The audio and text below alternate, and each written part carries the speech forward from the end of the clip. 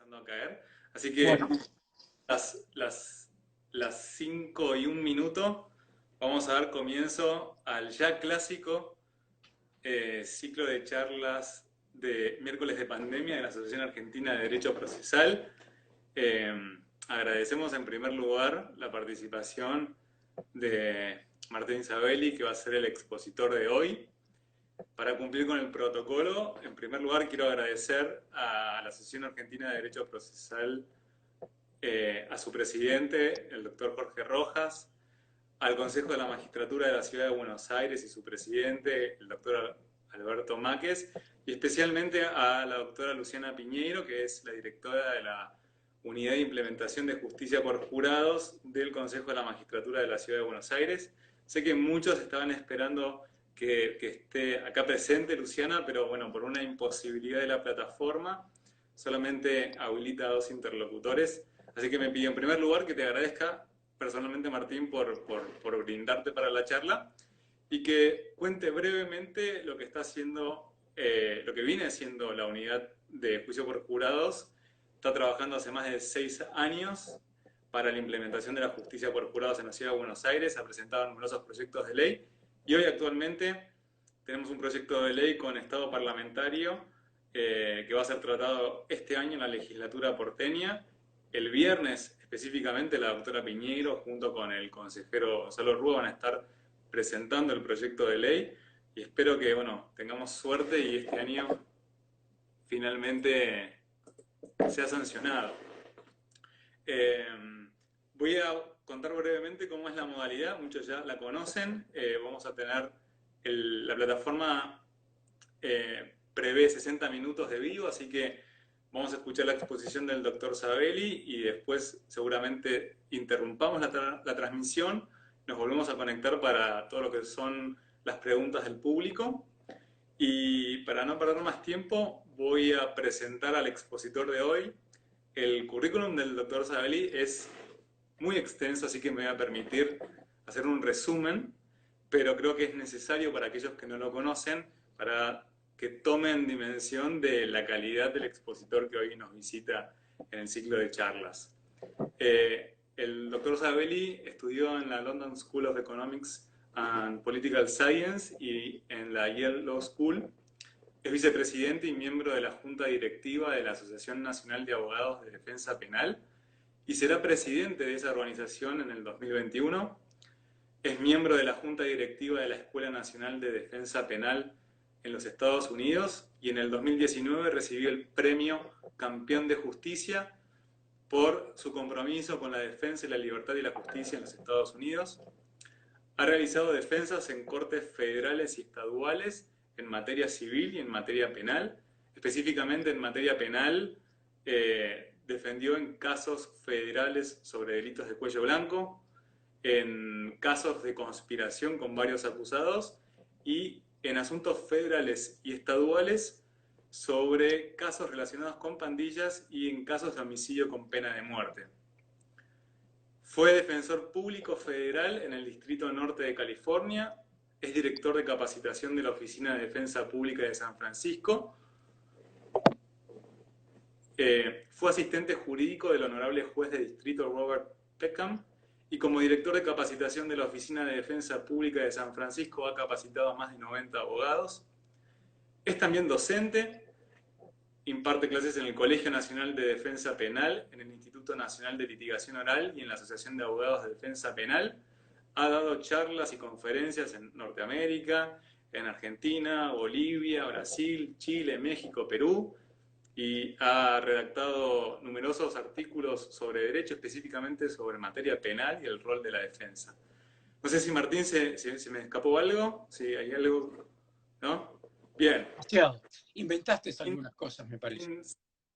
Eh, eh, bueno, entonces te dejo para que comiences con tu exposición y después, bueno, a medida que van apareciendo preguntas, yo después me las van a estar pasando las chicas. En este sentido quiero agradecer también tanto a Luciana Piñeiro como a Romina Moreno de la Asociación Argentina de Derecho Procesal, que van a estar detrás de las cámaras asistiéndonos para que todas las preguntas que hagan después yo te las pueda transmitir.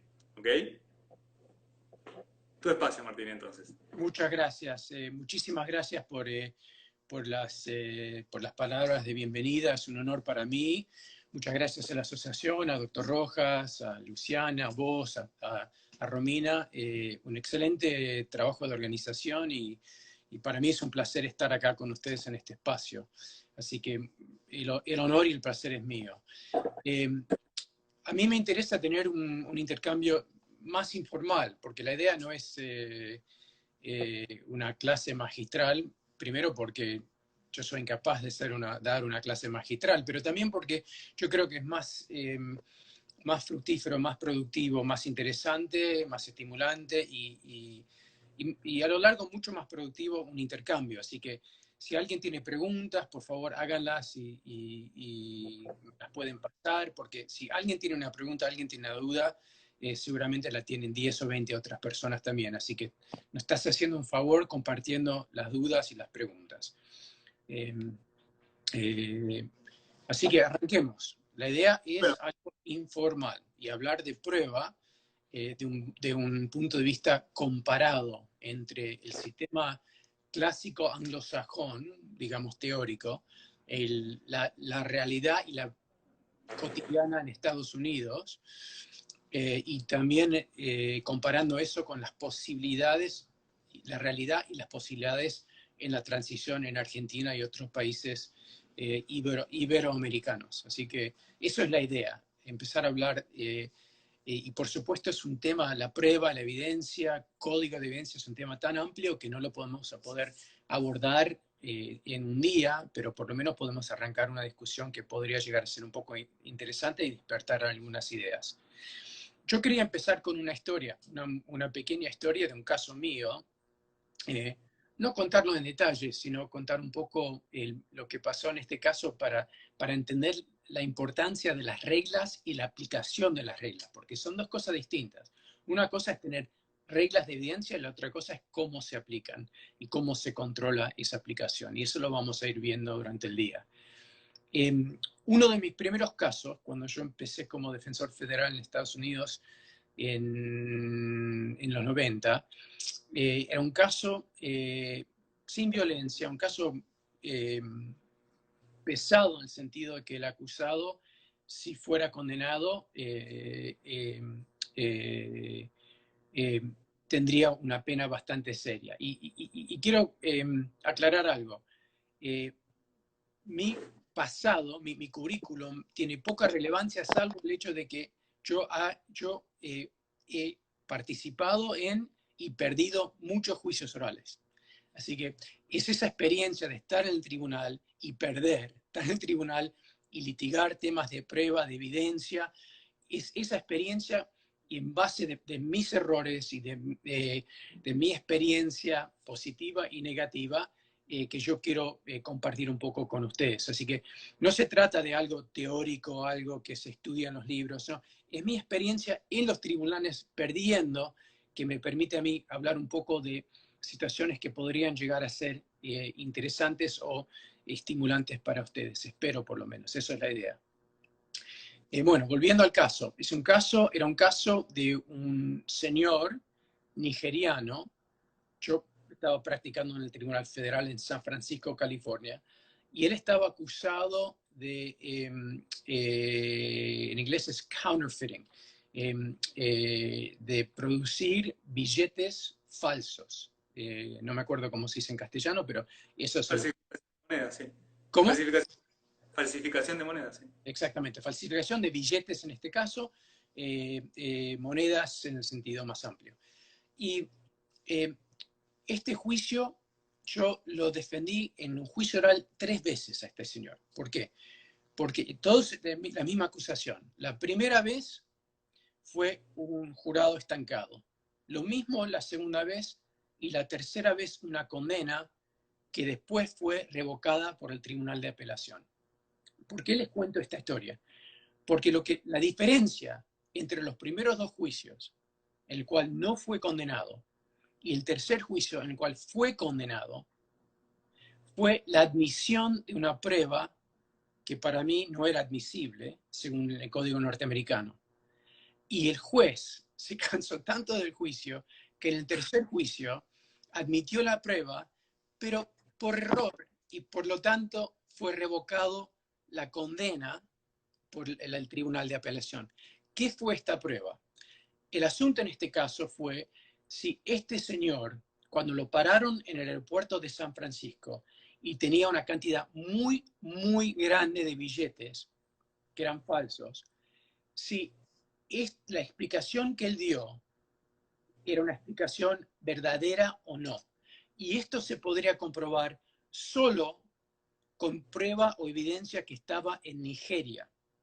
¿Y qué pasó? El gobierno norteamericano, el Estado, la Fiscalía Federal, en los primeros dos casos no quiso dedicar dinero o recursos para mandar agentes del FBI para recaudar esta evidencia en Nigeria, porque no era un caso tan importante para ellos. Y no lo hicieron. Y así que estancó la primera vez, el jurado estancado la segunda vez. Entre el segundo y tercer jurado decidieron que querían hacer las cosas a medias, mandaron un agente de FBI a la capital de Nigeria, Lagos, y él volvió y dio la siguiente prueba. Yo fui al lugar donde el señor Elekwachi, que era el acusado, dijo que había un negocio, el negocio de él. Hablé con gente que estaba ahí, miré el lugar y llegué a la conclusión investigativa de que el negocio del señor Elekwachi no existía. Eso es una prueba claramente de referencia, porque es una opinión de un agente del FBI basada en dichos de otras personas. Y esto claramente no es admisible según el Código norteamericano, pero le dieron una vuelta que era, en vez de presentar los dichos de esas personas, lo pusieron en el paquete de una conclusión investigativa. Y esto lo he visto en tribunales argentinos, y es uno de los motivos por los cuales empiezo con este ejemplo. ¿Y qué pasó? El juez se cansó tanto de este juicio que permitió ingresar esta prueba.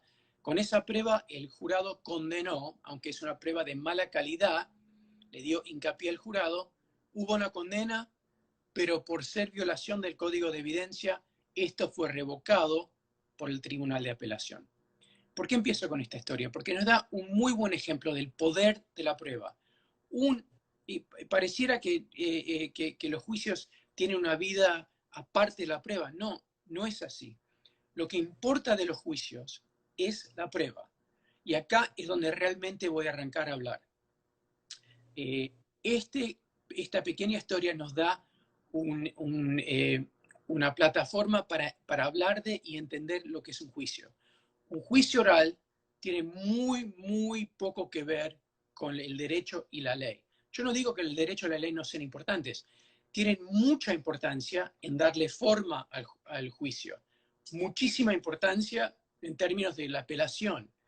El derecho marca los parámetros del juicio, pero el juicio oral, el espacio del juicio oral, las 4, 5, 6, 8 horas por día, un día, 2 días, 20 días, 40 días, no importa la duración del juicio. En ese tiempo, lo que se discute son los hechos, no la ley. Lo que el jurado escucha son pruebas para determinar o establecer o no establecer hechos. Y el espacio del juicio por jurados, la definición de un juicio por jurados, es un tiempo limitado durante el cual las partes intentan comprobar hechos mediante la prueba. Y eso es lo mismo en el contexto civil que penal. Es exactamente lo mismo que el contexto civil y penal. Tanto en el contexto civil o penal, lo que hacen las partes es tratar de ingresar prueba para persuadir a los miembros del jurado de que algunos hechos existen o no existen. Y el deber del jurado es recibir esa prueba. En caso, si yo soy abogado, es no dormirse y recibir la prueba, pero en los casos comunes es recibir la prueba y en base a esa prueba decidir si hechos existen o no existen. No es complicado, no estamos hablando de física cuántica. Es el trabajo de ingresar pruebas para determinar hechos. Bien.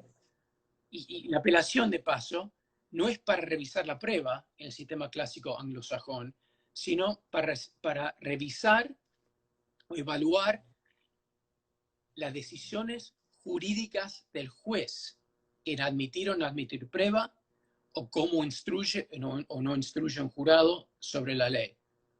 Pero el deber del jurado, si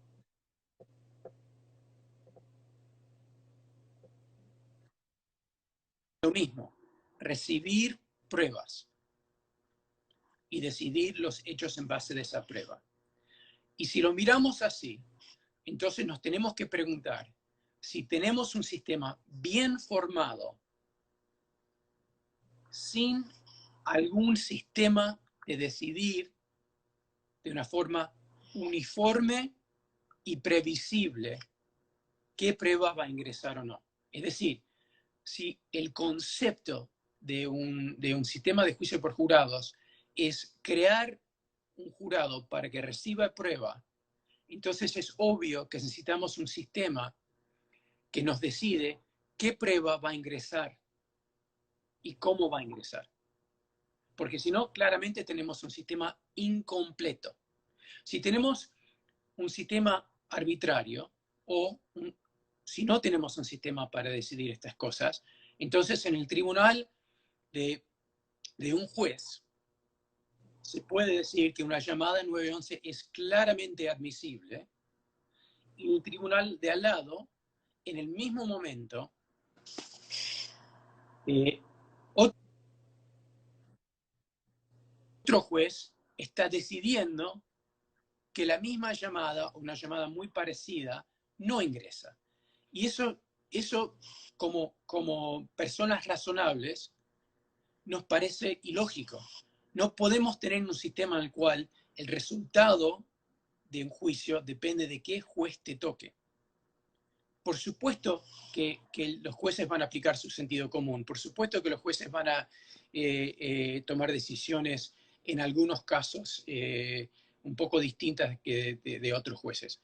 Pero tenemos que tener un sistema en el cual estamos reduciendo hasta intentando eliminar las diferencias entre jueces por medio de crear un sistema que los jueces y las partes pueden aplicar. Las partes lo aplican ¿cómo?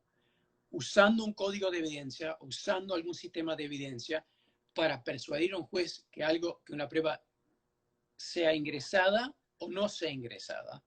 Y los jueces usando, ¿sí?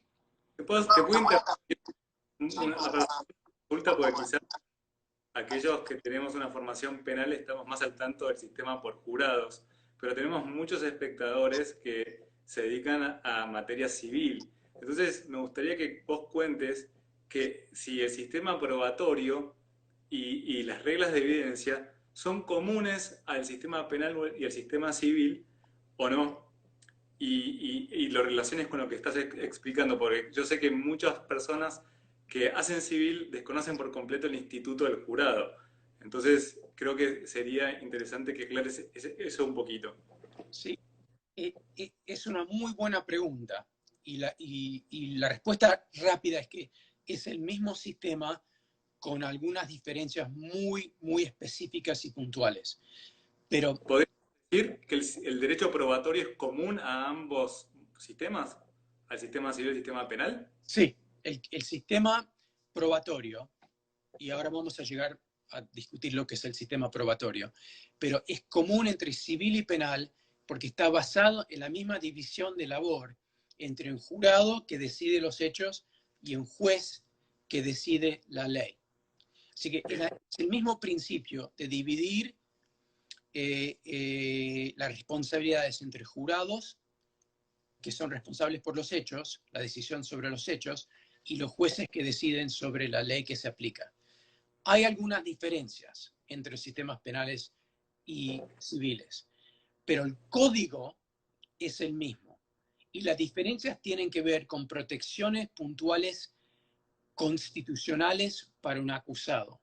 Por ejemplo, en un caso civil, si una parte, no importa si es el demandante o el demandado, niega a dar una explicación, la otra parte puede decir al jurado, mirá, Sabelli nunca explicó X en el contexto civil, pero en el contexto penal hay una protección al silencio del acusado, así que la fiscalía no puede invitar directamente o indirectamente al jurado a especular por qué el acusado Sabelli no declaró o no dio una explicación a la policía.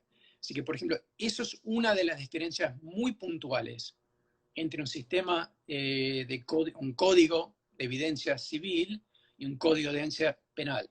Y de hecho, en su presentación en Estados Unidos, el sistema federal, por ejemplo, que ustedes pueden ver en la forma del Código de Evidencia de Puerto Rico, que está en español, así que lo pueden leer claramente y lo pueden ver. Es el mismo sistema con las mismas reglas y después hay subreglas que son aplicables solo en el contexto penal para proteger ciertas garantías en el contexto penal. Así que la idea de un código de evidencia es necesario, en mi opinión y la opinión de muchas personas, para poder decidir qué prueba ingresa o no ingresa, tanto en casos civiles o penales. Ahora, quiero tomar un paso para atrás. Hasta ahora hemos hablado de por qué necesitamos un sistema probatorio. Y básicamente es para tener una uniformidad de reglas que se aplican en todos los tribunales. Para que yo no pueda decir, a mí me condenaron porque este juez tiene un punto de vista personal distinto del juez que está al lado y ojalá me hubiera tocado este otro juez. Para garantizar también la igualdad ante la ley, ¿no? Eso es una de las formas de sostener jurídicamente o constitucionalmente la idea de tener un sistema parejo y uniforme. También es necesario porque tener un sistema claro para no tener que reinventar la rueda todos los días. Yo como defensor, si me siento con un acusado y este acusado necesita mi asesoramiento para darse culpable o no darse culpable, para decidir cómo defender, yo le tengo que poder explicar qué pruebas ingresa y qué prueba no ingresa. Y a veces me voy a equivocar porque hay un aspecto relativo, pero no, si yo no le puedo explicar, si yo no puedo hablar en términos generales, o generales no es la palabra apropiada, si yo no puedo evaluar la posibilidad de ingresar o no ingresar la prueba, no le puedo asesorar sobre sus posibilidades de ganar o perder el juicio. Lo mismo el fiscal. Un fiscal tiene que decidir, ¿tengo prueba más allá de una duda razonable? ¿Tengo suficiente prueba para acusar a alguien? ¿Tengo suficiente prueba para sostener esta acusación? Para hacer eso, los fiscales tienen que saber qué prueba va a ser ingresable y qué prueba no va a ser ingresable, qué prueba van a poder incorporar y qué prueba no va a ser incorporada. Así que las partes, no solo los jueces, tienen que tener reglas que les dan pautas para decidir conflictos entre las partes, sino las partes mismas, para hacer su trabajo preparatorio, necesitan un sistema uniforme y previsible.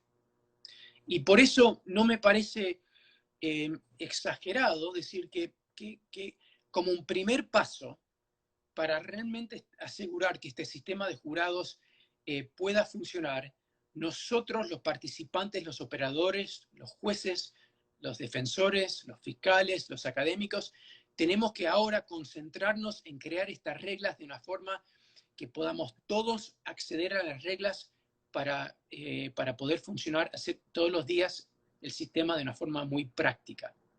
Y lo que les quiero decir es lo siguiente. Para mí no me parece extraño o ajeno a un sistema como el sistema argentino tener un código de este tipo. Porque un código es básicamente una legislación. Tiene que tener la aprobación de la legislatura. Así que no es algo inventado, arbitrario, sino es totalmente consistente con la idea que tenemos en nuestros sistemas de que la legislatura es la fuente. ¿Y qué decide la legislatura? No si se ingresa esta prueba en este caso, sino cuáles son las pautas en general. En base de discusiones con defensores, con fiscales, con académicos, con jueces, la legislatura puede crear un código de evidencia aplicable que nos descomplica a los operadores en nuestro trabajo todos los días. Así que yo como defensor puedo sentarme con un acusado y decir, acá hay esta prueba, con esta prueba la fiscalía lo va a poder condenar, pero creo que esta prueba fue tomada de una forma ilegal y por lo tanto lo vamos a cuestionar delante del juez. Y si ganamos eso, el fiscal sabe o la fiscal sabe, che, sin esta prueba tengo que desistir en el caso, o sin esta prueba voy a ofrecer un abreviado porque no puedo llegar a esta conclusión, pero puedo llegar a esta conclusión. Y yo también puedo asesorarle a mi cliente y decir, hey, sin esta prueba no pueden comprobar el caso, vamos al juicio. Así que tener este sistema de pruebas descomplica nuestro trabajo cotidiano como jueces, como fiscales, como defensores y permite que las partes tomen decisiones informadas y inteligentes. Ahora, ¿Puedo hacerte un ¿sí? comentario a partir de lo que estás diciendo? Sí. Una de las provincias que tiene actualmente el sistema por jurados es Neuquén. Nosotros, la verdad, desde la práctica profesional, desde lo que yo puedo observar del estudio, no estamos tan acostumbrados. O sea, los códigos de carácter acusatorio adversarial tienen cierta relativa novedad, ¿no? O sea, 10, 20, 25 años para atrás, ¿no? Algunos menos. No tenemos una tradición de litigar sobre la prueba, muchas veces no se le da tanta importancia. Pero eso puede tener sus razones, quizás podamos discutir en un rato de eso, pero te quería comentar este caso que sucedió en Neuquén, que sí tiene un sistema por jurados y que se dio en un caso de por jurados. Se discutió sobre la admisibilidad era un caso sobre la muerte de un bebé, y se discutió si se admitía como prueba una foto en donde estaba el bebé muerto. Y el abogado defensor se opuso a la admisibilidad e invocó una regla, hizo un argumento de derecho comparado e invocó una regla que creo que es la 403 de prueba perjudicial, ¿no? del sistema federal. Y generó una jurisprudencia muy interesante porque los jueces tuvieron que resolver un planteo muy interesante sobre admisibilidad probatoria sin tener, digamos, una fuente normativa directa. O sea, ustedes pueden invocar la regla 403 y decir esto es prueba perjudicial y se fundamenta, no, pero acá tuvieron que hacer toda una construcción argumentativa, hermenéutica, con principios del derecho general, derecho constitucional, derecho comparado para resolver, y ni siquiera salió de manera unánime. Se terminó no admitiendo esa prueba, esa fotografía, porque entendían que iba a generar una predisposición moral en el jurado que iba a evitar un análisis racional sobre el resto de la prueba. Pero salió 2-1 esa decisión. Entonces, todavía no hay es como una tierra novedosa para la discusión tanto práctica como académica nuestra. Sí, y eso genera mucha incertidumbre entre las partes que puede llegar a tener aspectos negativos para fiscales, que si saben o no saben acusar, si pueden o no pueden acusar, a defensores cómo asesorar a sus clientes, para alguien condenado porque ingresa una prueba y alguien en otra provincia o el tribunal de al lado que no es condenado porque no ingresa una prueba muy parecida. Y ese tipo de falta de uniformidad parece ser un cierto tipo de arbitrariedad que nadie quiere en un sistema de justicia. Así que detengámonos en eso y vamos a volver a ese ejemplo ahora, pero primero quiero dar como un marco para discutir ese ejemplo, porque me parece un ejemplo interesante. ¿Qué son las fuentes de la prueba? Bueno, una fuente de la prueba, para determinar qué es prueba y qué no es prueba, sería el sentido común aplicado a normas procesales. Y eso es lo que estamos viendo mucho en Argentina, con un toque digamos, de referencia a tratados internacionales. Pero los jueces miran y dicen, tenemos estas normas procesales, aplicando el sentido común, tendría o no, y estas normas internacionales, tendría o no que admitir esta foto. Y eso es un proceso difícil, abierto, hasta ciertos puntos arbitrario.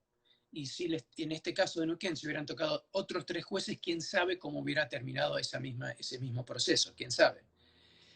Pero hay otras 2 fuentes, tipos de fuentes que tenemos que poder entender que son posibles y que yo estoy sugiriendo que sean organizadas de una forma sistemática en Argentina.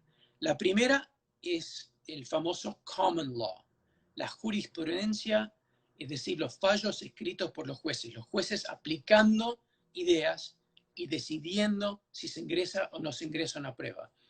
Es ese tipo de jurisprudencia, common law, fallos, decisiones judiciales, organizados y accesibles, es una fuente en Estados Unidos muy importante del derecho. Y muchas veces cuando yo estoy argumentando si tiene que ingresar o no ingresar a una prueba, estoy usando fallos de otros jueces, de la misma jurisdicción, porque a veces son aplicables. En la Corte de Apelación en California, por ejemplo, lo puedo aplicar a un tribunal en California, o de otros tribunales de otra parte del país que tienen, digamos, lo que nosotros decimos es un poder persuasivo, que no determinan cómo tiene que decidir un juez en California, pero les dan ideas de cómo se tiene que aplicar la ley.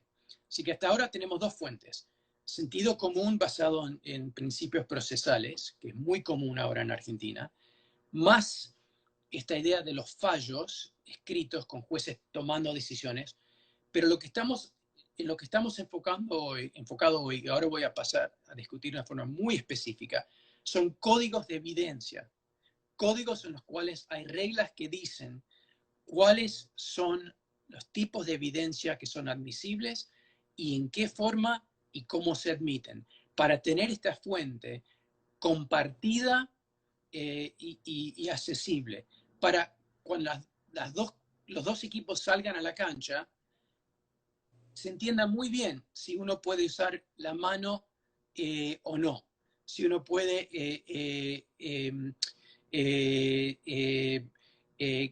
cabecear a la pelota o no, si uno puede golpear al arquero o no. Tenemos que tener reglas muy claras para poder resolver cualquier disputa entre las partes, y eso es exactamente lo que es un proceso penal.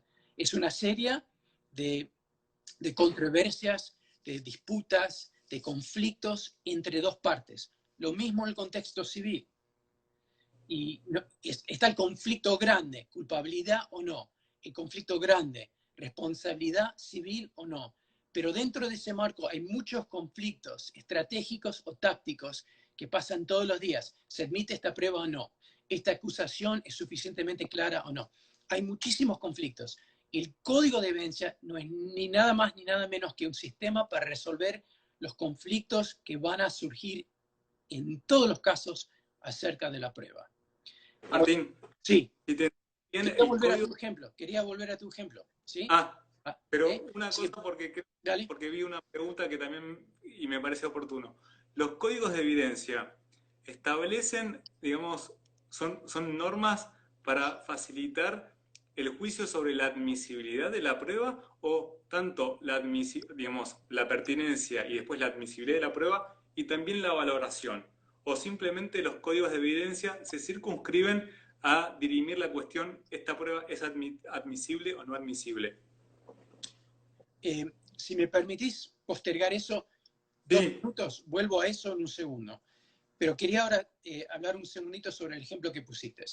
Bien. Supongamos, estamos hablando de una foto de un bebé muerto, ¿sí? Supongamos que es una foto del bebé, que no es una foto de un bebé que está muerto, pero no hay sangre, no hay moretones, no hay golpes, no hay nada ofensivo, digamos, en su apariencia, salvo el hecho de que esté muerto, que es de por sí un hecho triste, pero la foto misma no tiene indicaciones de violencia, por ejemplo. Y supongamos que es un caso en el cual la defensa admite que la persona acusada tuvo responsabilidad por la muerte, pero no fue a propósito, fue un accidente. ¿Sí? En ese caso,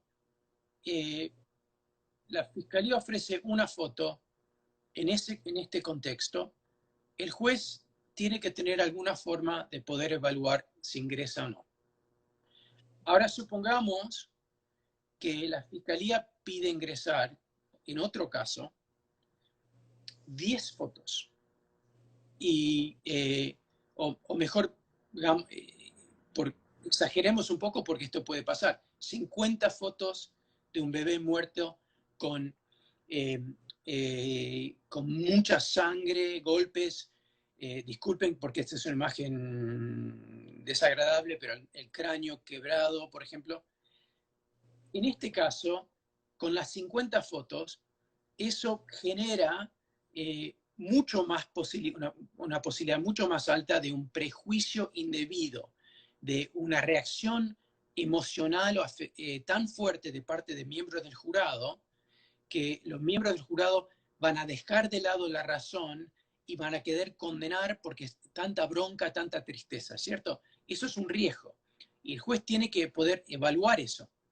Ahora, si en este caso la fiscalía sostiene que tiene que admitir esta prueba, porque en este caso se va a admitir cómo murió el chico y necesitan las fotos para mostrar que la herida del cráneo fue producto de un martillo o una piedra o lo que sea, y por lo tanto hay una relevancia probatoria. Eso es distinto simplemente a decir, yo quiero meter 50 fotos, si tiene otro nivel de relevancia. Lo que estamos discutiendo acá son los factores que hacen más o menos relevante la admisión de una fotos de la víctima en este caso, o el bebé muerto. Víctima supone que hubo un delito.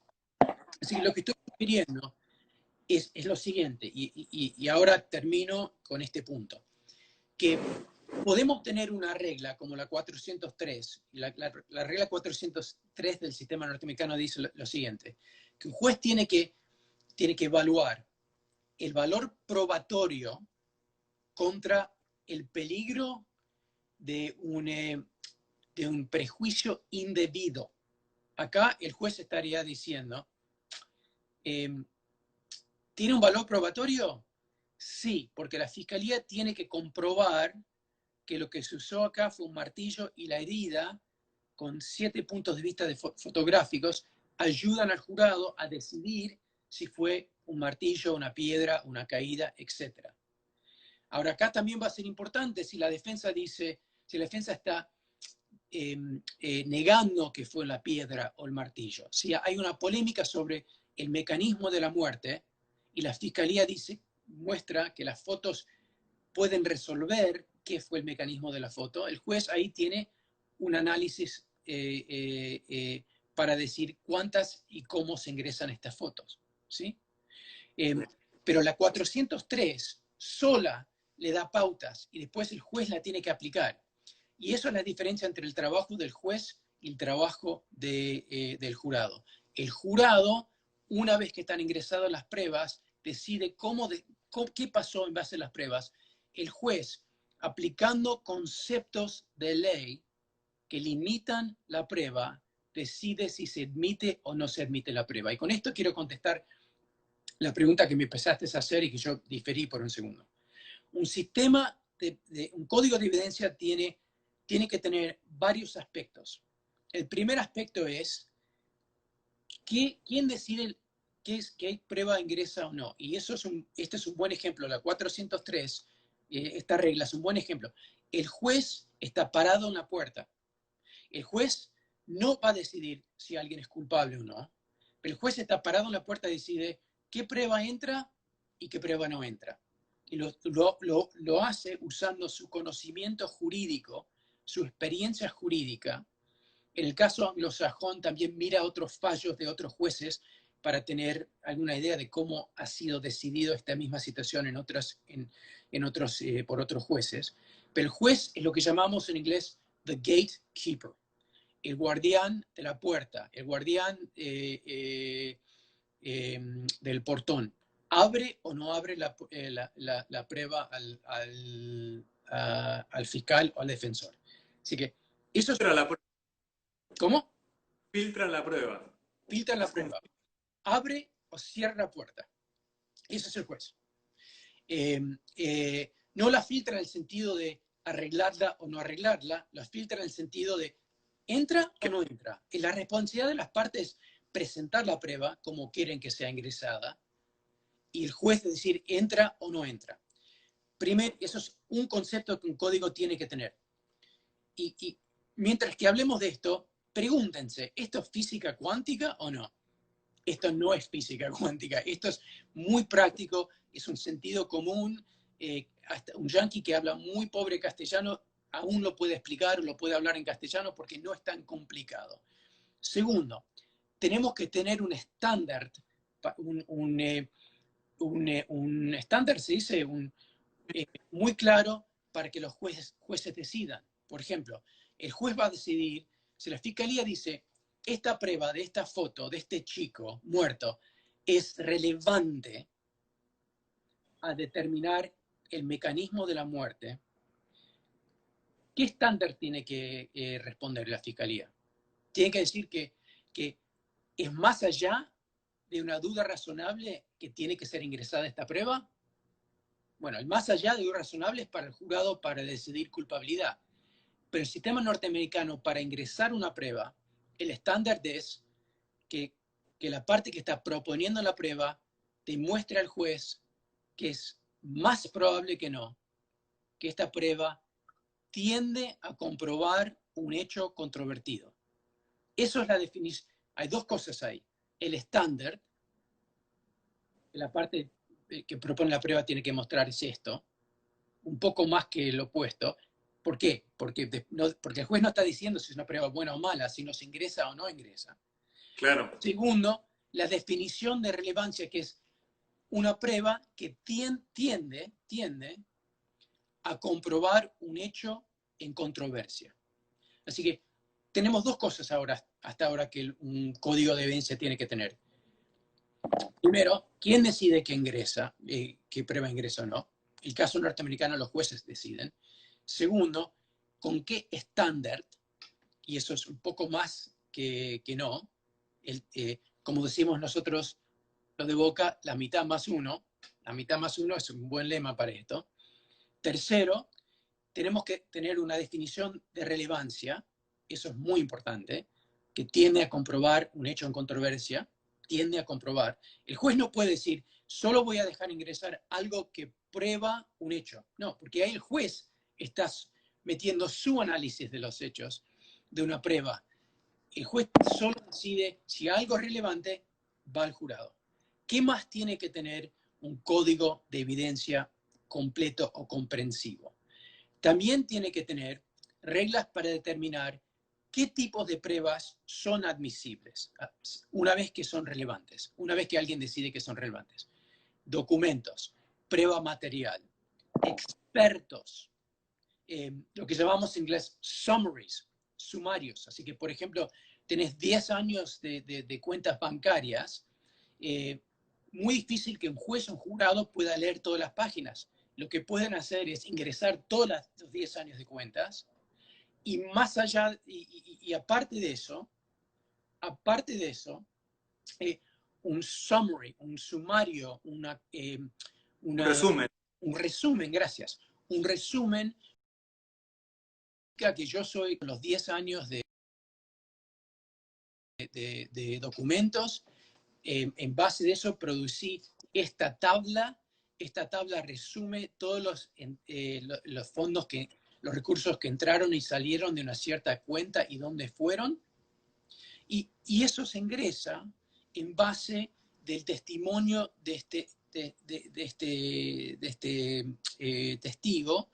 Hasta ahora no hemos hablado de un testigo experto. Esta persona no es un experto, es un testigo que resumió una prueba compleja y de mucho volumen. Así que lo que estamos hablando ahora, para volver un poco al contexto, es qué son los componentes fundamentales de un código. ¿Qué más tiene que tener? ¿Puedo Tiene que... hacerte una introducción Sí, para recapitular, para sí, pasar en limpio? sí. Hasta ahora, Adelante. si te entendí bien, lo que tiene que tener un código de evidencia específicamente y lo que implica el ejercicio de este juez portero es como un análisis de 2 grados. Primero, si la prueba es relevante o pertinente, discutir eso, pero podemos tener prueba que es pertinente o relevante, pero que puede no ser admisible, ¿no? Entonces, serían como dos niveles de análisis. Sí, totalmente. Y Sí. ahora hay muchas formas de admitir, de resistir o no una prueba ofrecida. Una prueba ofrecida, como bien dijiste, tiene que ser relevante. Si no es relevante, y no estoy hablando necesariamente de algo que sea jurídicamente relevante. Por ejemplo, si yo estoy acusado de matar a mi vecino, una de las preguntas que el jurado, supongamos que yo viví con al lado de mi vecino 40 años, somos muy buenos amigos, nuestros hijos juegan, son amigos. Él me acompañó cuando murió mi mamá, ¿cierto? Y un día al otro muere mi vecino, la fiscalía me acusa de matar a mi vecino. ¿Qué va a querer saber el jurado? Esa es la primera pregunta que se pregunta al jurado. ¿Cuál es la relación que tenías con tu vecino, no? Sí, bueno, si tenés esta relación, ¿por qué lo mató después de 40 ¿Por qué años? lo sí, pero sí. El motivo no es jurídicamente necesario. Si la fiscalía prueba que yo maté a mi vecino, pero no un motivo, igual salgo condenado, ¿cierto? El móvil, ¿no? Sí, el El motivo. móvil no es jurídicamente necesario, pero es relevante para el por qué, como dice uno de los participantes, nos explica o nos da una parte del rompecabezas necesario para que el jurado pueda decidir sí o no, aunque no sea jurídicamente necesario comprobarlo. Si la relevancia va más allá de la relevancia jurídica. Tomemos un contraejemplo que me parece muy, muy importante, y este es un ejemplo de una regla específica penal, que es como una subparte de una regla del Código de Evidencia, que claramente tiene importancia en el contexto penal, pero no tanta importancia en el contexto civil. Y después vamos a volver a la estructura de nuevo del código, pero quería tomar este ejemplo, porque es un ejemplo muy importante para mí en el contexto argentino y norteamericana de lo que llamamos acá el Me Too Movement, y en Argentina el Ni Una Menos. Supongamos que hay una acusación de violación, ¿sí? Y el acusado quiere ingresar una prueba, el abogado del ingresado quiere ofrecer una serie de pruebas de que la persona que dice que es víctima, la querellante, la denunciante, Ujú. tiene una historia sexual de varias personas en el año anterior a la supuesta violación. ¿Sí? Sí. Ese hecho, supongamos que es un hecho, supongamos que es comprobable. Ese hecho de que la denunciante eligió tener relaciones sexuales con, estoy inventando un número acá, 5 hombres en un año, ¿es relevante para la acusación? Hay algunos jurados que dirían que sí, porque vivimos en una sociedad machista, ¿cierto? Hay Ujú. jurados que por motivos que tienen que ver con su eh, forma de ver el mundo, que yo no comparto, pero es real, hay gente que va a decir, bueno, si ella eligió acostarse con 5 hombres en 6 meses, entonces es más probable que ella consintió esta relación. Eso es un ejemplo del opuesto de lo que hablamos hace un segundo, donde algo puede parecer o puede ser relevante para algunas personas, pero jurídicamente decidimos que no es relevante. No es relevante porque eso sería una forma de discriminación contra las mujeres, Buenísimo. revictimizando, suponiendo que es víctima. A lo mejor se tiene que comprobar si hubo consentimiento o no. Yo no estoy suponiendo que el acusado es culpable, que no hubo consentimiento. Lo único que estoy diciendo es que el Código de Evidencia puede y tiene que tomar en cuenta las limitaciones jurídicas de lo que permitimos como prueba o no. Otro ejemplo.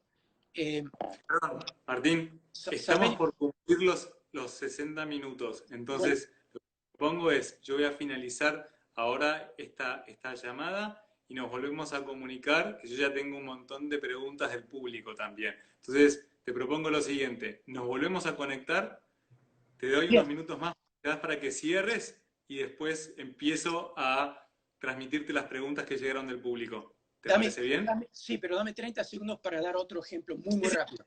Otro ejemplo de donde decimos que algo jurídicamente no es relevante, aunque sí me parece súper relevante. Eh, un policía viene, me ve a mí con un arma de fuego parado encima de mi vecino que está muerto. Y yo no le digo nada al policía, no le doy una explicación. Y un año más tarde en mi juicio, yo explico que yo me defendí contra una agresión de mi vecino. El hecho de que yo mantuve silencio ante el policía es jurídicamente excluible, aunque es relevante al nivel humano que yo no Mm. dije nada en el momento. Así que tenemos que tomar decisiones jurídicas para decir lo que es admisible o no, que son independientes de lo que el ser humano puede pensar que es relevante o no. Y ahí entra el deber jurídico del juez de poner parámetros según nuestro universo de reglas en el código de evidencia para tener un sistema justo en toda la sociedad. Para que en una sociedad que tiene, digamos, un, eh, un, un contexto muy, muy machista, donde quieren admitir esta prueba Del el lado. sexual, eh, no pueda ser así simplemente porque en ese lugar lo quieren hacer. Y lo mismo con guardar o mantener mi silencio.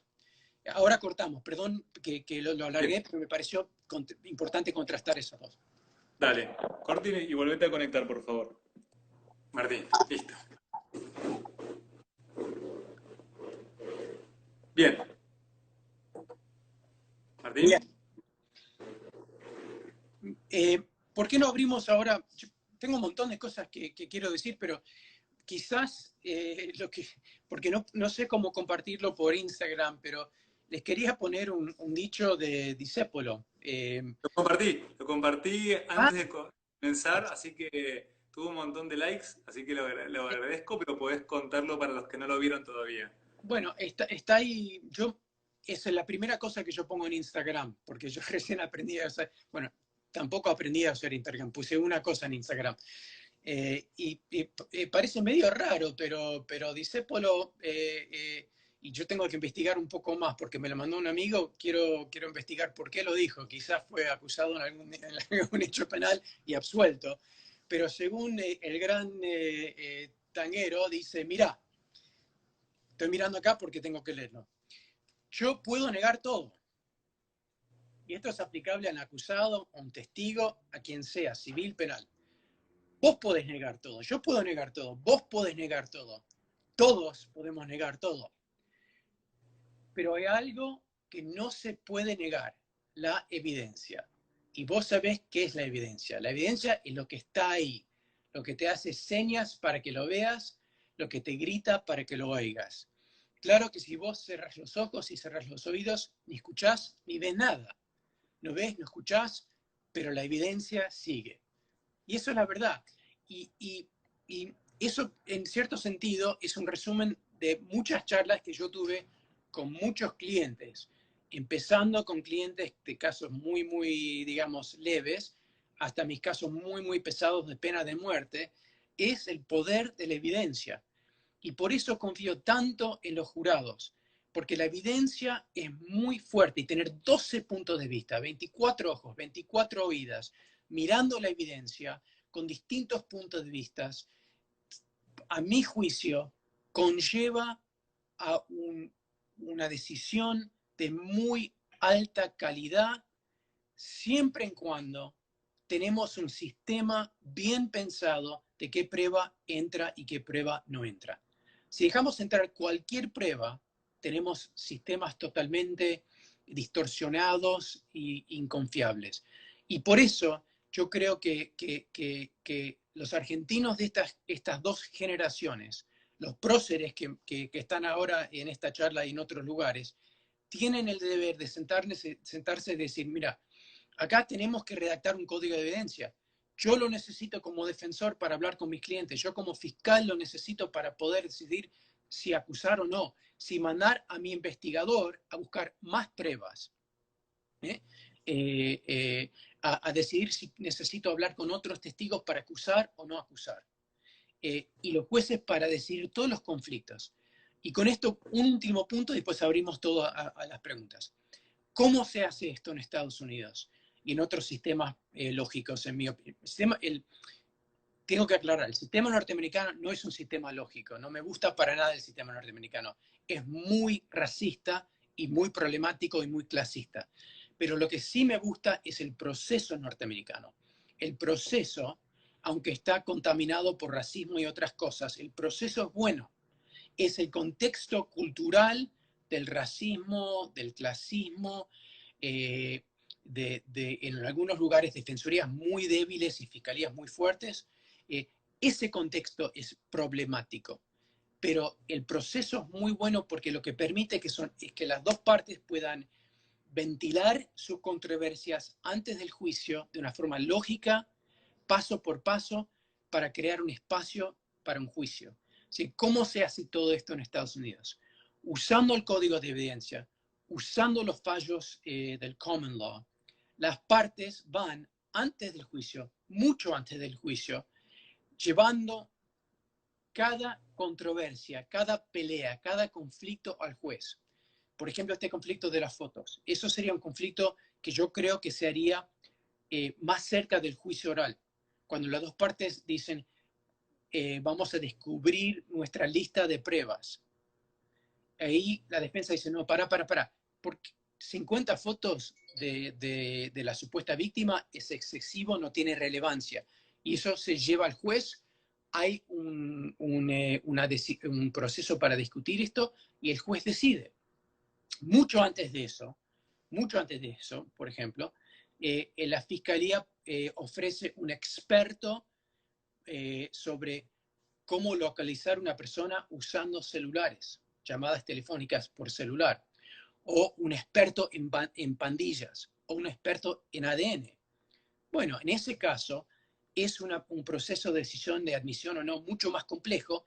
Quizás admitir o no admitir el experto requiere una audiencia ante el juez, sin el jurado, antes de que se escoge el jurado, antes de que se seleccione el jurado, para que la fiscalía pueda comprobar al juez que este experto de ADN tiene el conocimiento suficiente, que la prueba fue recaudada sin contaminación y que el proceso fue bien hecho para demostrar la confiabilidad de la prueba suficiente para ofrecerla al jurado.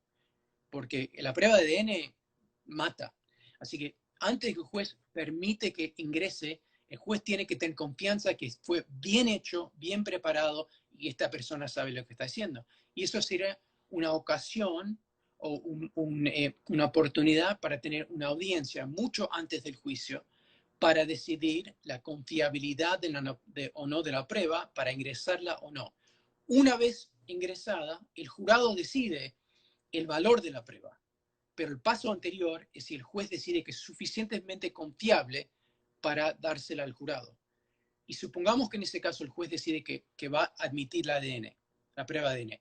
El juez no le dice al jurado, yo hice una audiencia, escuché a este experto, escuché todas las pruebas y decidí que es confiable y por eso la ingresé. El juez no ofrece ninguna opinión, simplemente mozzarella, boca callada, pero el fiscal se refiere a la prueba en el alegato de apertura y el fiscal ofrece el testigo, la defensa hace un contraexamen, si quiere hacer un contraexamen, y el jurado decide qué valor darle a la prueba o no, sin una opinión del juez. Y eso es la división fundamental. El código de evidencia está construido sobre esa regla. Juez admite o no la prueba, el jurado decide cuánto valor darle a esa prueba. Y para tener un de código de evidencia, necesitamos decidir quién decide la prueba, con qué estándar, qué tipo de pruebas son admisibles, documentos, resúmenes, expertos, prueba material, cómo autenticar un documento para saber que realmente es la sábana de llamadas que vino de Movistar o si eso es un documento trucho. Todo esto es algo de lógica y sentido común. Por supuesto que ayuda a mirar un código ya construido como el Código de Puerto Rico, que es el Código Federal Norteamericano en español. Pero todo esto es sentido común, todo esto está dentro del alcance de todos ustedes. Si se sientan a leerlo, o si quieren crear un grupo de estudio con nosotros, con otras personas. Yo estoy redactando con otras personas en Argentina algunas reglas, modelos. Es algo que todos nosotros no solo podemos hacer, pero tenemos el deber de hacerlo si queremos ver que funcione bien un sistema de jurados. Martín, vamos a empezar con las preguntas. Antes de empezar con las preguntas, voy a aprovechar para reflexionar sobre algo que dijiste, que es, no se puede admitir toda la prueba indiscriminadamente. Yo creo que eso es hoy la práctica imperante en muchos sistemas adversariales en la República Argentina. Y me pregunté muchas veces por qué. Yo creo que una de las razones es que tenemos jueces técnicos y no jurados. Entonces, sabemos, no se litiga tanto la prueba porque sabemos que en última instancia el juez está obligado a valorar racionalmente esa prueba y fundar por escrito cómo valoró esa prueba. O sea, el filtro en última instancia lo va a hacer el juez de juicio. Pero, ¿por qué? Porque está obligado a escribir en su sentencia porque tuvo en consideración tal prueba y tal prueba, y puede incluso, después de realizado el juicio, no tener en consideración mucha prueba que escuchó en el juicio. Ahora, esta práctica o esta habitualidad se da de bruces en un sistema por jurados. Entonces yo creo que es necesario también ser conscientes o hacer conscientes a los operadores judiciales que la litigación sobre la prueba, como muy bien explicabas, es necesaria porque en un sistema por jurados, para que el juicio sea, digamos, sea eficiente, tiene que haber un fuerte control sobre la información que va a ingresar, ¿no? Un fuerte control sobre la prueba que va a ingresar. Sí, Empiezo con las preguntas. ¿Cómo es ¿Cómo es en el sistema norteamericano el método de ponderación de la prueba según el criterio de la sana crítica?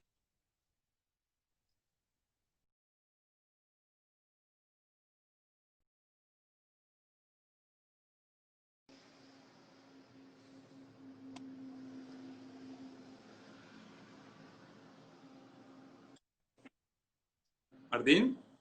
perdón, se cortó, así que no escuché. Escuché hasta sana crítica. Sí, sí, sí. ¿Cómo es en el sistema norteamericano el método de ponderación según la prueba? Preguntan si es el criterio de la sana crítica, es el que impera acá. Una vez que el jurado tiene la prueba, no hay ninguna regla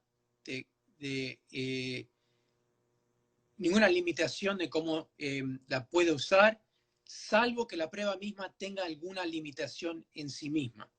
Doy un ejemplo. Si, por ejemplo, si eh, eh, un acusado tiene testifica y tiene un antecedente, digamos, penal, y este antecedente penal es admitido para atacar su credibilidad.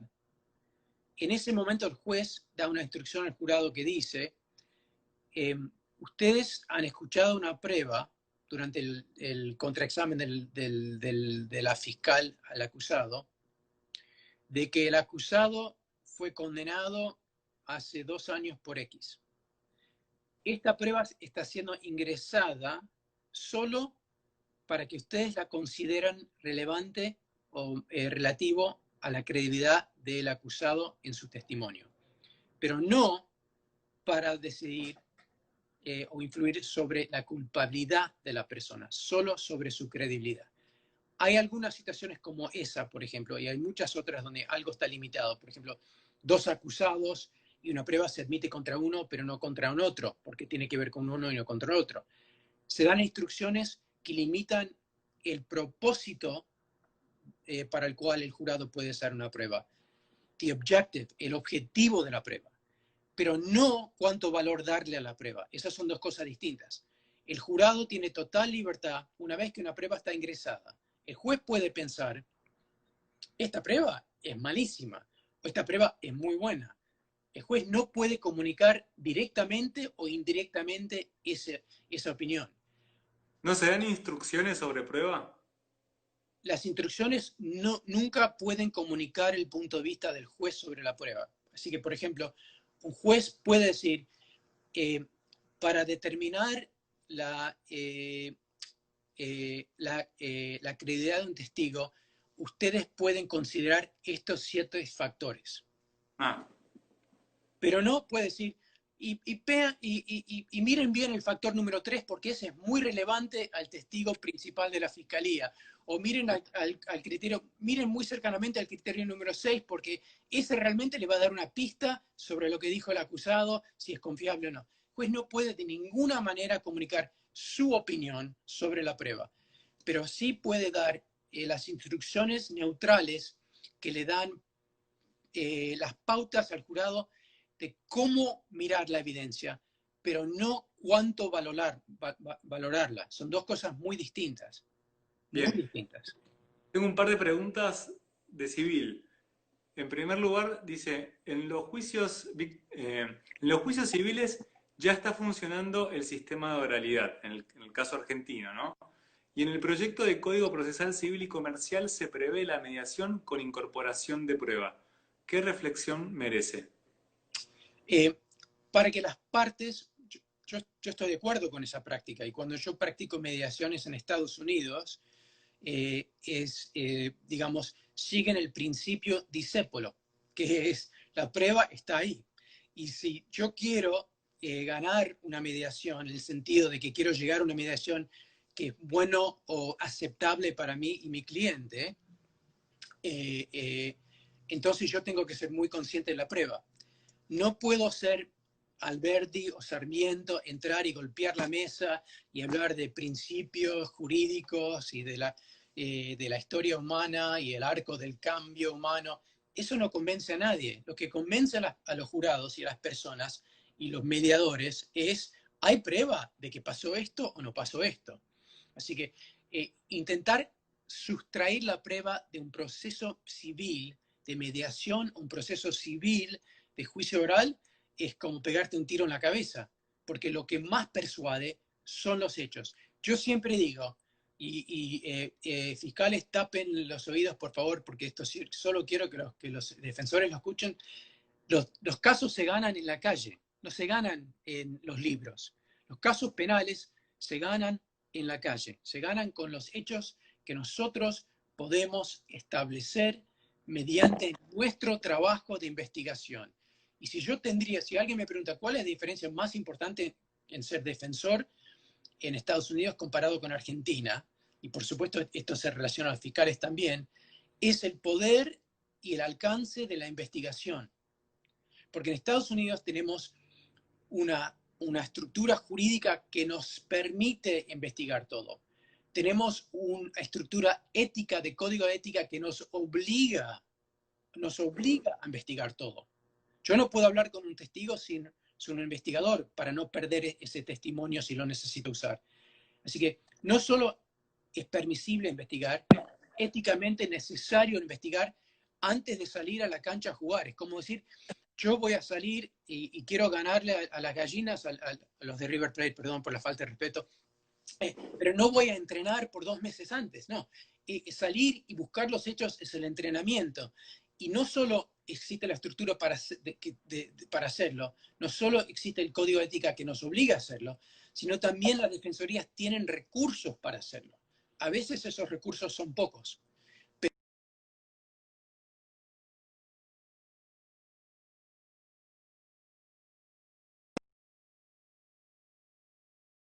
Tienen que poder investigar. Y muchas veces las fiscalías en Estados Unidos tienen investigadores distintos de la policía para poder tener su prueba independiente. Pero los casos se ganan con la prueba en la calle.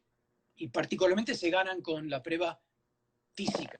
La prueba material es lo que gana los casos porque la prueba material nunca miente. Puede ser mal interpretada, pero no miente. Tengo otra pregunta que hacen referencia a lo que hablábamos antes de la regla 403. Preguntan si es una regla aplicable únicamente a juicio por jurados o también a bench trials.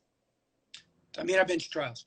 Las reglas de evidencia, y esto encaja un poco con lo que vos decías antes, de que los jueces pueden determinar, aplicar su conocimiento técnico, así que dejan ingresar todo. En los bench trials, los jueces quizás dejan entrar un poco más, porque siempre ellos piensan, somos menos influibles, menos reactivos. Eso es lo que dicen los jueces de su forma de pensar. Yo creo que los jueces son seres humanos como todos nosotros, pero las reglas teóricamente, técnicamente y en realidad aplican tanto los bench trials, los juicios por juez, como los juicios por jurados. Bien. Analía Reyes pregunta, ¿cuál es la importancia práctica de tener un código de evidencia respecto de la admisibilidad de prueba pericial? Si existen diferentes reglas de admisibilidad según el tipo de prueba pericial. Sí, es una muy buena pregunta. Hay distintos tipos de pericia, ¿cierto? Está la pericia científica y la pericia, digamos, más técnica y menos científica. ¿Y por qué existe esa diferencia? Existe, y esto está reglamentado en el Código Norteamericano, es algo que mi amigo y gran prócer de Neuquén, en el sentido de la prueba, Fernando Spilling, está trabajando mucho, es esta idea de cómo se ingresa y cuándo se ingresa a la prueba pericial. Una prueba científica, y la regla es, el juez tiene que cerrar la puerta si la prueba no es confiable. Porque alguien que se presenta como experto va a influir mucho sobre el jurado, o es muy probable que va a influir mucho sobre el jurado. Así que no podemos dejar entrar basura en la forma de una pericia, porque puede llegar a tener una influencia muy fuerte, muy fuerte.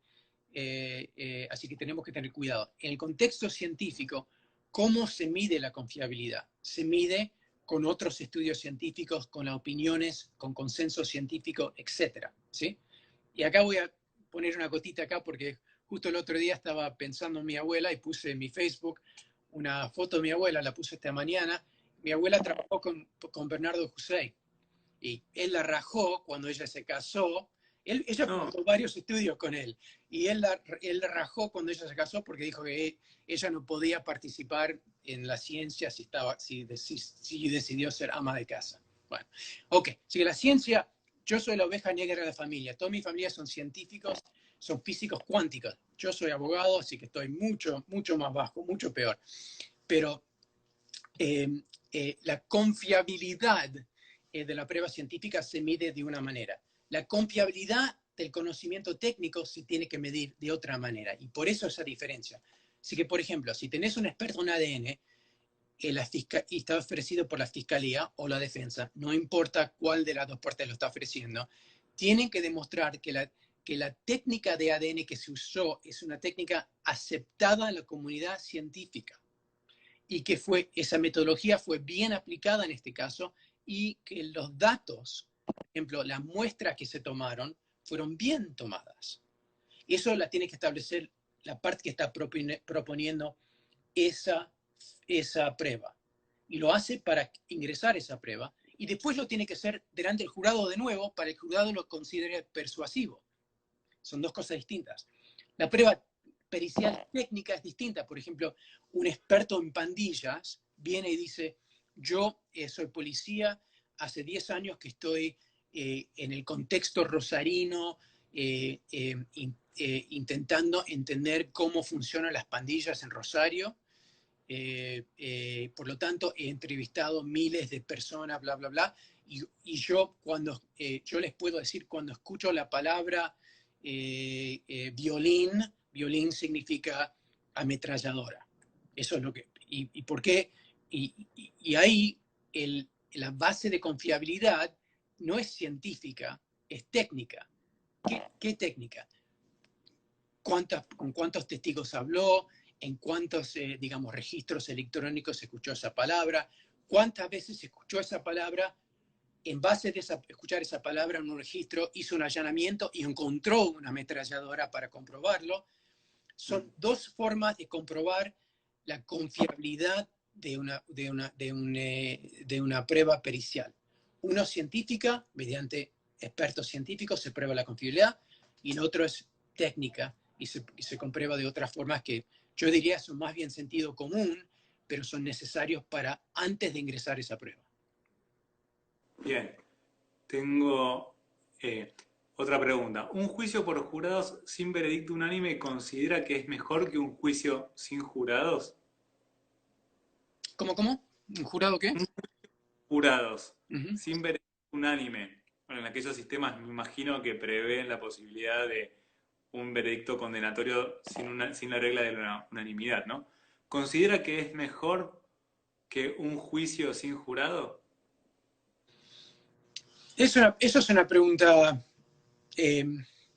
Sobre el sistema de jurados, más que sí, probatoria, sí, pero... pero tiene que ver con un contexto y ustedes están mucho mejor posicionados para decidir eso situación a situación. Yo no les puedo decir que es el mejor sistema platónico. ¿Eh? Hay un par de cosas que sí puedo decir. Primero, y esto lo veo muchas veces en los antijuradistas en Argentina, que comparan el juez platónico con un jurado real. El juez, lo que hace el juez cuando tiene su toga puesto y se escucha toda la prueba y se sienta y estudia la ley, cuando en realidad yo he visto muchos, y no estoy hablando de todos los jueces para nada, porque estoy hablando a nivel sistemático, he visto muchas sentencias que son corte y pegue de otras sentencias con los nombres equivocados y pruebas que no tienen nada que ver con el caso. Eso pasa, así que lo que uno tiene que hacer es comparar la realidad con la realidad de los jueces con la realidad de los jurados. Ahora, girando al enfoque de esta pregunta, que es unanimidad o no, esto es algo muy, muy complejo en el sentido de que no hay una buena respuesta, porque el número 12 no es algo, digamos, que existe en la naturaleza.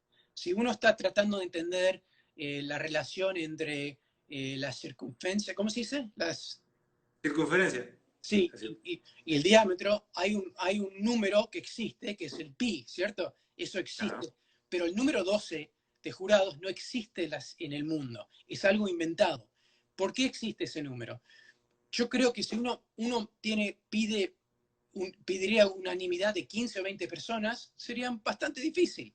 Si uno pide unanimidad de 6 personas, quizás es demasiado fácil. Si uno quiere un sistema como el Nuquino de 8, de 12, quizás es demasiado fácil. Son temas que uno tiene que pensar, pero lo que sí sabemos en la historia, en el contexto de la historia norteamericana, es que para nosotros, aunque científicamente nadie lo puede comprobar, el 12 ha funcionado en el sentido de que hay muy pocos juicios estancados. Muy pocos juicios estancados. Y el juicio, el número 12, y de paso, este año se decidió por fin que la unanimidad es una garantía constitucional en Estados Unidos. Hasta el año pasado había 48 estados que tenían jurados unánimes y 2 que no. Ahora es una garantía constitucional, ha sido reconocida. ¿Esos estados están obligados a cambiar la legislación? Sí, sí. Los estados que tenían, ¿sí? Sí. Y esta idea de los 12 es fundamental si lo mirás desde el punto de vista de la confianza en el veredicto. ¿Por qué? Porque el veredicto del jurado no tiene una forma escrita en la cual podemos evaluar paso por paso. Por lo tanto, ¿cómo podemos tener confianza en un veredicto en jurado? Podemos tener confianza en un veredicto de juicio por jurado por varios motivos. Primero, porque los jueces excluyen prueba De baja calidad. de baja calidad, o mejor dicho, prueba que de baja calidad no me molesta tanto. Puede confundir al jurado. Porque el jurado puede no darle importancia. Porque los jueces excluyen prueba que confunde o manipula el jurado. Eso es el código de evidencia. El deber del juez es filtrar la prueba, como bien dijiste al principio, para que no entre prueba que va a ofender. Por ejemplo, en un caso, digamos, supongamos un caso de fraude, para ingresar una prueba de que el acusado pateó un perro. El acusado pateó un perro y yo estoy en ese jurado, yo lo condeno. Aunque yo tenga alma de defensor, si yo veo eso, nunca le voy a dar la presunción de inocencia porque yo no podría controlar mi impulso. Tenemos un sistema de excluir prueba que confunde o de alguna forma manipula al jurado. También tenemos confianza en el veredicto del jurado porque tenemos una selección de jurados que excluye a personas con opiniones ya formadas. Por ejemplo, alguien cuyo hermano fue matado por la policía, así que nunca va a querer un policía. O alguien cuyo sobrino murió de una sobredosis, así que quiere condenar a esta persona porque está acusado de narcotráfico, no le importa la prueba. Así que tenemos sistema de controlar la prueba, sistema de controlar el jurado para asegurar que gente con opiniones ya formadas no son parte del jurado. Tenemos instrucciones de los jueces del jurado en idioma cotidiano, simple, sencillo, llano, concreto, que le explica al jurado qué ley tiene que aplicar y cómo. Esas son las protecciones principales. Hay otras también, pero con esas protecciones, y estaba llegando a la unanimidad, y tenés 12 personas en 12 puntos de vista que juntos todos deciden culpable o inocente. Con 12 puntos de vista así, con ese tipo de prueba, ese tipo de proceso, podemos tener un alto nivel de confianza en el resultado. Si es 8-4, no sé. Si es 10-2, mejor. Pero con 12 tenés seguridad. Y si no, y esto es muy importante, esto lo digo a mis amigos fiscales que están ahí, si el jurado está estancado en el sistema norteamericano, ¿qué pasa? El fiscal puede hacer el juicio de nuevo. Eso es lo que pasó en el juicio que yo describí al principio, que 2 veces estancado y como nunca se llegó a una decisión sobre la culpabilidad o no, en Estados Unidos se permite que el fiscal traiga ese juicio de nuevo. Es el mismo juicio, es la continuación del mismo proceso. Ese proceso nunca terminó. Es la lógica norteamericana. Tengo una pregunta de José María Salgado. ¿Qué sucede con el abogado, defensor o fiscal que viola alguna regla ética en la obtención de una fuente de prueba? Me imagino que debe haber códigos de ética que están regulando esta circunstancia, ¿no? ¿O son los colegios de abogados? ¿Es el propio juez el que sanciona? ¿Son los colegios de abogados?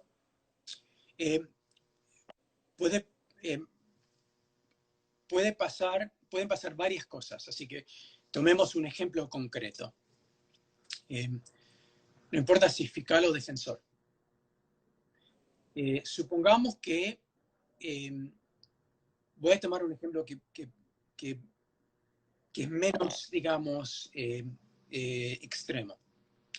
Supongamos que yo, Saberi, entrego un escrito al tribunal para cuestionar que la fiscalía está llevando a 2 personas juntos al juicio porque los 2 acusados tienen defensas distintas y defensas que se contraponen. Con intereses contrapuestos. Exactamente. Así que si un cliente tendría que enfrentar a dos fiscales, el fiscal y el fiscal defensor del otro. ¿Sí? Yo pido al tribunal que se separen estos 2 juicios orales y ofrezco fallos de otros jueces, la jurisprudencia que apoya mi posición. Y supongamos que en mi pedido yo no me refiero a un fallo del mismo tribunal. Supongamos que estamos en el Tribunal Federal de San Francisco y la Corte de Apelación de esta área, de lo que llamamos el 9º circuito, tiene una decisión directamente aplicable, muy parecido a esta situación. Y yo sabiendo, conociendo ese fallo, ese antecedente de decisión de jurisprudencia, no lo incluyo en mi escrito. Ok. ¿Qué pasa? Supongamos que mi contraparte se da cuenta y llama la atención a ese hecho, a mi falta de inclusión de ese fallo en mi pedido escrito. El juez puede, si él o ella decide que yo lo estoy haciendo a propósito, él o ella me podría llegar a sancionar. En ese caso, podría, por ejemplo, sancionarme a mí personalmente. Podría sancionar a la defensa. También podría referir esto al colegio de abogados para que el colegio de abogados aplique el código de ética.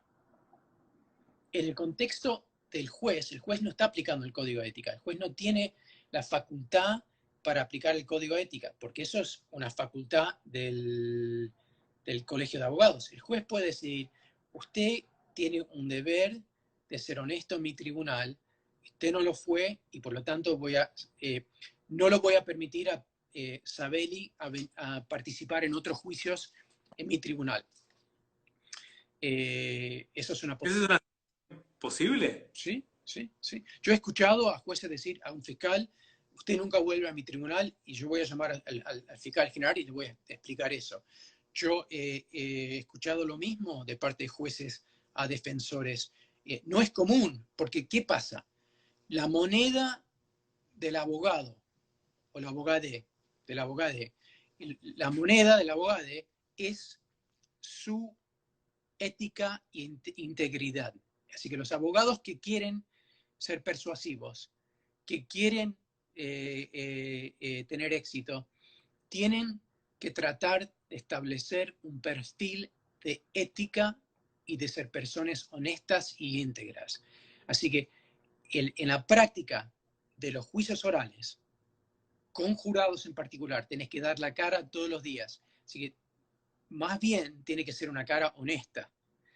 Así que no veo que pase esto mucho. Pero para resumir y contestar la pregunta bien,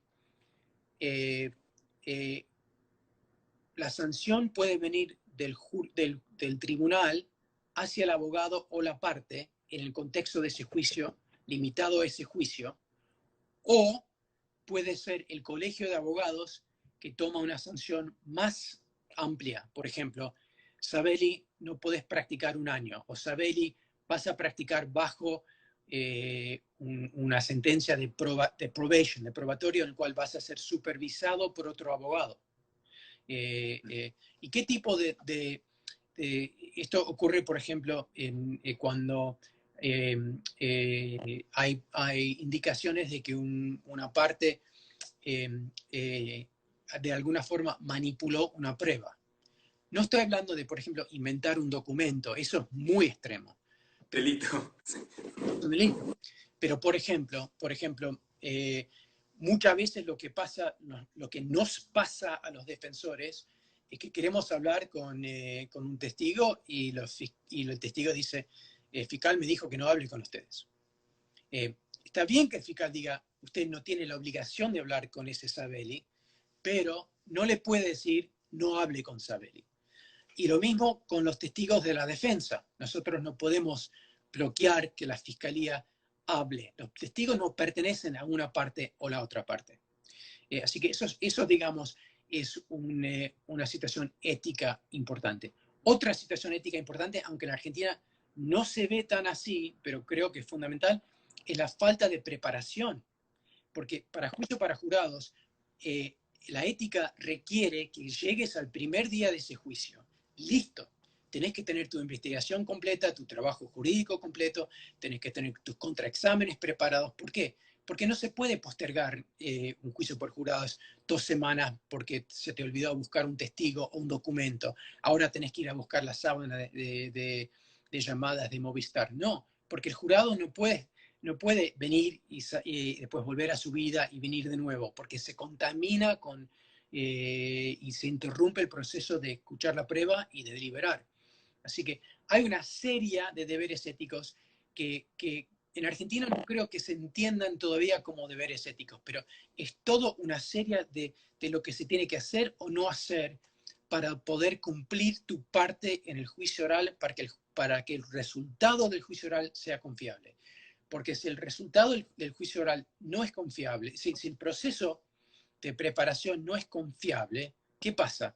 El resultado no es confiable. Y en Argentina tenemos una crisis de confianza en la justicia, así que nosotros los operadores tenemos que ponernos las pilas. Y yo me saco el sombrero a mis colegas argentinas porque yo veo lo difícil que lo tienen, la falta de recursos, la falta de la cancha marcada, la transición, a veces lo fuerte que les pegan los jueces, que no tienen experiencia en los tribunales en contraexamen, por ejemplo, criticando a un defensor que esté haciendo un contraexamen. Ustedes lo tienen muy, muy difícil, por eso me saco el sombrero. Pero creo que para poder completar todo esto, nosotros tenemos que entender nuestro deber como un deber ético, no solo de no mentir, no solo de no presentar pruebas falsas, que son cosas extremas que muy pocas veces pasan, sino de preparación ética de todo el caso. Martín, si te parece bien, vamos a hacer las últimas 2 preguntas. Susana Parada pregunta, cuando la Fiscalía pretende ingresar como prueba de un modus operandi un expediente de un caso en el cual el imputado ha sido absuelto, ¿no debería impedirse que ingresara, ya que no sería una evidencia de prueba del hecho actual?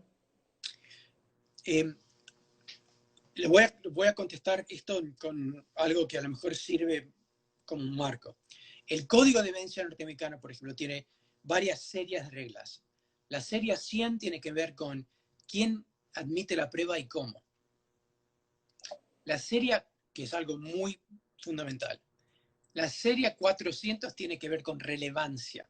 Ya les di una definición práctica de relevancia, que es alguna prueba que tiende a comprobar un hecho controvertido. Ahora, dentro de eso hay una regla muy fuerte para el contexto penal, que es que no se permite que la fiscalía ingrese una prueba de carácter para comprobar culpabilidad. La fiscalía no puede decir, les voy a comprobar que Sabelli es el asesino porque Sabelli es mala persona. Vamos a demostrar todas las formas las cuales Sabelli, todas las maneras en las cuales Sabelli es mala persona. El año pasado nos saludó su mamá para su cumpleaños. El año pasado... Pateó perro. ¿Cómo? Pateó un perro. Pateó... Pateó un perro, por ejemplo. Eso es prueba de carácter.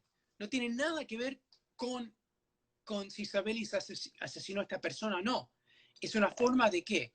De rebajar la presunción de inocencia, rebajar la carga de la prueba, diciendo al jurado, no lo consideres como una persona inocente, no lo consideres como una persona que merece la presunción de inocencia porque es es una mala persona, Sabelli. Ahora, dentro de eso, hay una excepción para lo que se llaman otros actos. Y esto surge en todos los juicios, y esto surge para testigos de la defensa o de la fiscalía. Aunque existe esta posibilidad de contaminación, hay que limitarla, pero si algún otro acto, sea o no sea un antecedente penal, de alguna forma comprueba un hecho en controversia, tiende a comprobar un hecho en controversia, sí lo vamos a admitir. Así que, por ejemplo, supongamos que Sabelli es acusado de asesinar a alguien. Y el otro acto, y la teoría de la fiscalía, es que Sabelli lo mató durante una venta de drogas que se pudrió. Y la defensa de Sabelli es, yo no tengo nada que ver con drogas. Y mi defensor en el alegato de apertura dice, Martín Sabelli nunca vendió una droga en su vida. Ahora, el antecedente de Sabelli de vender cocaína hace 3 años es muy relevante. Porque un hecho que está controvertido es si Sabelli estaba en el lugar de los hechos para vender drogas o no. Y Sabelli niega tener una historia de vender drogas y tenemos acá un antecedente. Sea o no sea un antecedente penal, es un acto que ocurrió en el pasado. Así que no es un acto, no necesariamente un antecedente penal, que demuestra que Sabelli sí tiene algo que ver con drogas. Así que ahí es un claro ejemplo, y eso en el sistema norteamericano está bajo el 404B. Búsquenlo en el contexto de las reglas de Puerto Rico. Lo que dice es lo siguiente. La A dice que nunca se puede ingresar una prueba de carácter. La B dice sí se pueden admitir otros actos si tienen un propósito de relevancia específico, como por ejemplo modus operandi, su modo de hacer algo, intención, plan, algo así. Si quieren, después les puedo dar otros ejemplos. Pero les quiero poner esto en un contexto para mostrar el proceso. Supongamos que estamos 3 meses antes de este juicio y el fiscal quiere ofrecer esta prueba. La defensa puede decir, no, esta prueba solo sirve, esta prueba del antecedente de Sabelli, no importa si es penal o no, si fue una condena o no, de que Sabelli vendió cocaína. Ok. El defensor de Sabelli dice, no, esto va a contaminar el jurado, es una prueba de carácter, y el juez dice, tiene toda la razón el defensor, voy a excluir esta prueba. Usted, señor fiscal, ¿cómo puede ser que ofrece una prueba de carácter tan burda? Bien, ¿qué pasa? En el alegato de apertura, el defensor se aprovecha y dice, Sabelli nunca vendió drogas. Bueno, ¿qué pasa ahí? Ahí cambió. Ahí, aunque fue excluido la misma prueba antes del juicio, ahora sí es relevante por la apertura, por el alegato de apertura de la defensa. ¿Tiene sentido lo que digo? Sí. Ok, ahora, y ahí sí, el juez seguramente, depende de lo que... Si el juez piensa que el defensor se está aprovechando, va a dejar ingresar la prueba. Si el juez piensa que ese defensor se está equivocando porque no tiene experiencia o algo, quizás dice, señor defensor, señor fiscal, voy a interrumpir el alegato de apertura, por favor, acérquese en el estrado.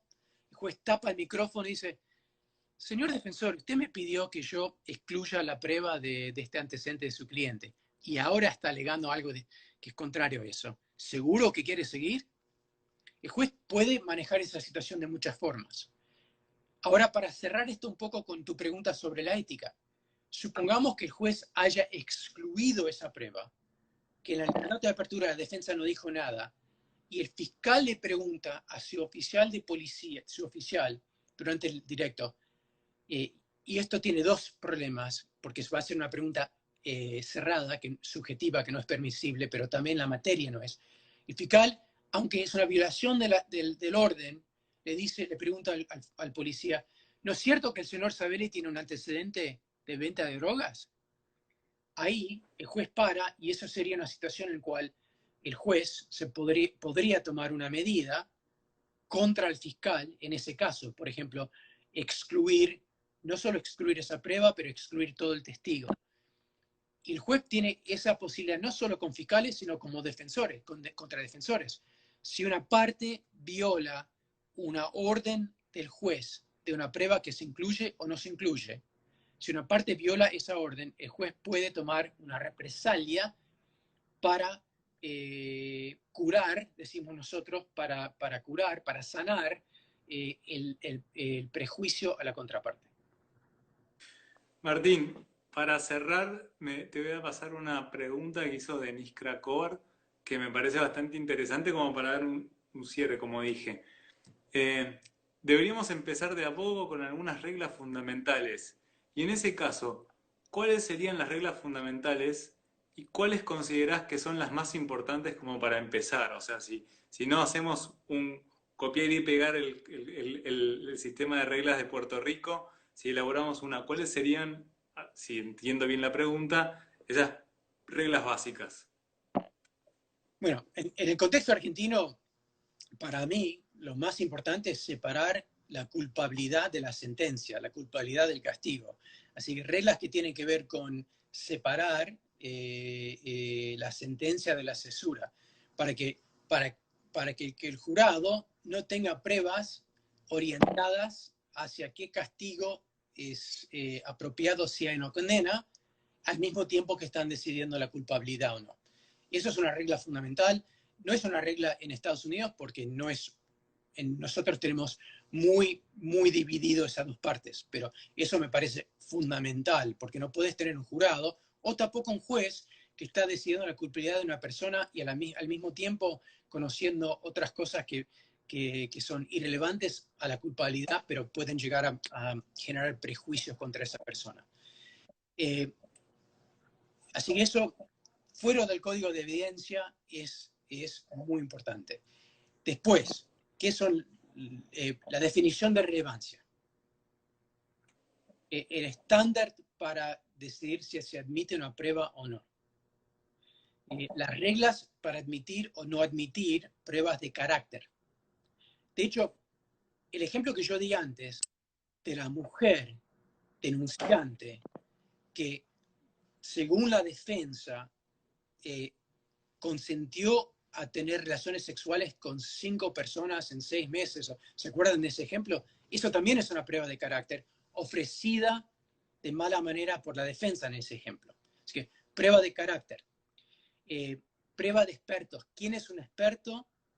¿Qué tipo de descubrimiento tiene que haber antes del juicio entre las partes sobre los expertos? Y cómo decidir si alguien es suficientemente experto y si la metodología es suficientemente confiable para ingresarla. Pero para cerrar ahora, hay muchas reglas, otras reglas que podemos estar discutiendo sobre otras reglas fundamentales, pero la más importante, lo que distingue de una forma fundamental la mentalidad del sistema escrito comparado con el sistema oral, adversarial y por jurados, es la limitación entre prueba de oídas o prueba de referencia y lo que no lo es. Eso es lo más importante, que los jueces, los fiscales y los defensores tengan reglas muy claras. Por ejemplo, creo que todos tenemos muy claro, aunque a veces no lo veo tan así, pero en general, que un testigo no se puede ingresar toda una declaración escrita y firmada en lugar de un testimonio. Eso no es un proceso adversarial oral con inmediación de jurados. Tiene que venir el testigo a decir lo que, ¿cierto? Eso es fundamental. Pero después hay algunos temas que son más difíciles. Por ejemplo, una llamada en 911. Esto es súper importante, pasa todos los días. O algo que está escrito en un muro de Facebook. ¿Cuándo es admisible o no admisible como un dicho de un testigo? La llamada 911, por ejemplo, sí, es una llamada que está siendo escuchada en el momento por alguien, una persona que está gritando que su ex esposo está rompiendo la puerta, la está amenazando, se escuchan los gritos. Eso es un contexto en el cual en Estados Unidos esa llamada 911 ingresa. ¿Por qué? Porque ahí eso no es un dicho de un testigo con un propósito testimonial, es una persona que está llamando al 911 porque piensa que está muriendo, lo escuchás en la voz, escuchás el tipo que está rompiendo la puerta y todo eso. Ahora, si en lugar de esa llamada es una llamada de la misma persona, del mismo teléfono, de la misma casa, pero 3 días después y dice, che, hace 3 días vino mi ex esposo y me gritó y me amenazó y yo me sentí muy, muy amenazada, pensé que me iba a matar. Esas son 2 llamadas 911, pero muy distintas. La primera es una que no es testimonial, es de miedo y el objetivo de la llamada es pedir ayuda. La segunda, no sabemos. La segunda puede ser que tenga el propósito de proteger su vida, pero también puede ser algo inventado para crear problemas para su ex esposo. Y ahí tenemos que tener un sistema de reglas que permite distinguir entre esas 2 situaciones. Y el proceso es que si el fiscal o la defensa ofrece una de las 2, que la contraparte puede decir no, no por este motivo. El juez escucha los argumentos y las pruebas de las partes para admitir o no, decide si admitirlo o no, y después, durante el juicio, si algo cambia, la parte que quiere cuestionar la decisión anterior puede llamar la atención y decir, ahora cambió la situación. Mi contraparte dijo esto, pero no resultó y ahora quiero cambiar esa decisión. Así que tenemos que tener sistemas que son cotidianos, prácticos, concretos, que tienen soluciones para los problemas cotidianos que tenemos. La 911, la Facebook, la Instagram, son todos dichos fuera del tribunal que las partes ofrecen para comprobar algo. Y tenemos que tener un sistema que tiene una forma de guiar cómo los jueces miren esas situaciones. Bueno, Martín, nos quedan alrededor de 7 minutos antes de que se vuelva a cortar, así que en primer lugar te quiero agradecer de parte de la Asociación Argentina de Derecho Procesal y también de parte del Consejo de la Magistratura de Ciudad, que esta charla fue organizada por los dos. Gracias por la charla. Creo que nos quedamos cortos a pesar de las 2 horas.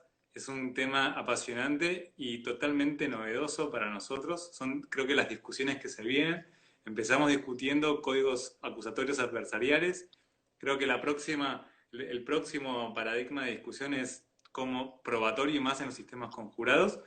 Y antes de despedirme, quería comentarte que los espectadores, que siempre saben más que nosotros, me acaban de pasar la referencia de la cita de Discépolo, así que me gustaría compartirla con vos. Es como comienza el capítulo 4 del libro Mordisquito, a mí me lo vas a contar, que es una recopilación de relatos radiales de Discépolo. Así que si querés buscar la fuente, tenés que buscar ese libro. ¿Me de vuelta, ¿Me la mandás? Sí.